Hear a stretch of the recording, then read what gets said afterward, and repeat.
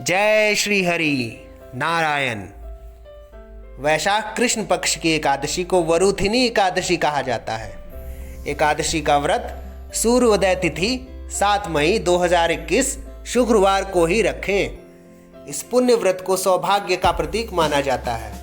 यह एकादशी सौभाग्य प्रदान करने वाली है। इस व्रत में भगवान विष्णु के वराह अवतार की पूजा करनी चाहिए। वरुथिनी शब्द संस्कृत भाषा के वरुथिन से बना है, जिसका मतलब है प्रतिरक्षक, कवच या रक्षा करने वाला। चूंकि यह एकादशी व्रत भक्तों के हर कष्ट और संकट से रक्षा करता है, इसलिए इसे वरुथिनी ग्यारस या वरुथिनी एकादशी कहा जाता है। एकादशी तिथि प्रारंभ 6 मई 2021 गुरुवार को दोपहर 2:10 से। एकादशी तिथि समाप्त 7 मई 2021 शुक्रवार दोपहर 3:32 पर। एकादशी व्रत पारण का समय 8 मई 2021 शनिवार को सुबह 5:35 से 8:16 तक। वरुथिनी एकादशी व्रत विधि। वैशाख मास की कृष्ण पक्ष की एकादशी को वरुथिनी एकादशी व्रत करने के लिए उपासक को दशमी तिथि के दिन से ही एकादशी व्रत के नियमों का पालन करना चाहिए। व्रत पालन में दशमी तिथि की सायं में ही सात्विक भोजन करना चाहिए और भोजन में मांस, मूंग दाल, चने, जौ, गेहूं का प्रयोग नहीं करना चाहिए। इसके अतिरिक्त भोजन में नमक का प्रयोग भी नहीं होना चाहिए तथा शयन के लिए भूमि का प्रयोग ही करना चाहिए। भूमि शयन भी अगर श्री विष्णु की प्रतिमा के निकट हो तो और भी अधिक शुभ रहता है। इस व्रत की अवधि 24 घंटे से ही कुछ अधिक हो सकती है। यह व्रत दशमी तिथि की रात्रि को भोजन करने के बाद शुरू हो जाता है और इस व्रत का समापन द्वादशी तिथि के दिन प्रातः काल में ब्राह्मणों को दान आदि करने के बाद ही समाप्त होता है। वरुथिनी एकादशी व्रत करने के लिए व्यक्ति को प्रातः उठकर नित्य क्रम क्रियाओं से मुक्त होने के बाद स्नान आदि करने के बाद व्रत का संकल्प लेना चाहिए। स्नान करने के लिए एकादशी व्रत में जिन वस्तुओं का पूजन किया जाता है, उन वस्तुओं से बने लेप से स्नान करना शुभ होता है। इसमें आंवले का लेप, मिट्टी आदि और तिल का प्रयोग किया जा सकता है।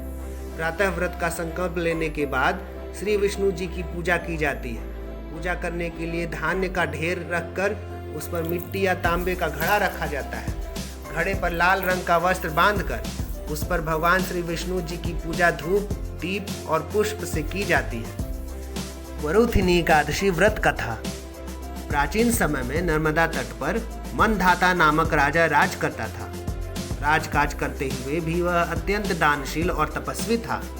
एक दिन जब वह तपस्या कर रहा था, उसी समय एक जंगली भालू आकर उसका पैर चबाने लगा।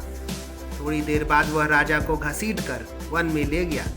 तब राजा ने घबराकर तपस्या धर्म के अनुकूल क्रोध न करके भगवान श्री विष्णु से प्रार्थना की। भक्तजनों की बात शीघ्र सुनने वाले श्री विष्णु वहां प्रकट हुए तथा भालू को चक्र से मार डाला। राजा का पैर भालू खा चुका था। इससे राजा बहुत ही शोककुल था। श्री विष्णु जी उसके दुख को देखकर कहे, हे वत्स, मथुरा में जाकर तुम मेरी वराह अवतार मूर्ति की पूजा वरुथिनी एकादशी का व्रत करो। उसके प्रभाव से तुम पुनः अंगों वाले हो जाओगे। भालू ने तुम्हारा जो अंग काटा है वह अंग भी ठीक हो जाएगा। यह तुम्हारा पैर पूर्व जन्म के अपराध के कारण हुआ है। राजा ने इस व्रत को पूरी श्रद्धा के साथ किया और वह फिर से सुंदर अंगों वाला हो गया। एकादशी की दूसरी प्रचलित कथा के अनुसार अर्जुन ने कहा, हे प्रभु, वैशाख माह के कृष्ण पक्ष की एकादशी को क्या कहते हैं तथा उसका क्या विधान है और उससे किस फल की प्राप्ति होती है, सो कृपा पूर्वक विस्तार से बताएं। अर्जुन की बात सुनकर श्री कृष्ण ने कहा, हे अर्जुन, वैशाख माह के कृष्ण पक्ष की एकादशी को वरुथिनी एकादशी कहते हैं।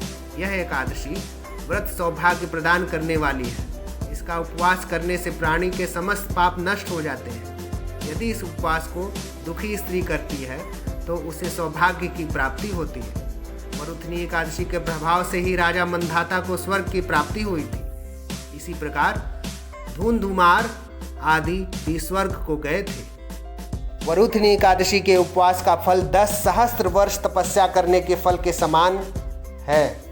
कुरुक्षेत्र में सूर्य ग्रहण के समय जो फल एक बार स्वर्ण दान करने से प्राप्त होता है, वही फल वरुथिनी एकादशी के उपवास करने से प्राप्त हो जाता है। इस व्रत से प्राणी इहलोक और परलोक दोनों में सुख पाते हैं व अंत में मोक्ष के भागी बनते हैं।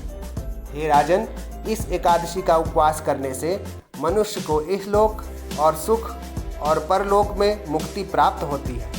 शास्त्रों में कहा गया है कि घोड़े के दान से हाथी का दान श्रेष्ठ है और हाथी के दान से भूमि का दान श्रेष्ठ है। इसमें श्रेष्ठ तिलों का दान है। तिल के दान से श्रेष्ठ है स्वर्ण का दान और स्वर्ण के दान से श्रेष्ठ है अन्न दान। संसार में अन्न दान से श्रेष्ठ कोई भी दान नहीं है। अन्न दान से पितृ, देवता, मनुष्य आदि सब तृप्त हो जाते हैं। कन्यादान को शास्त्रों में अन्नदान के समान माना गया है।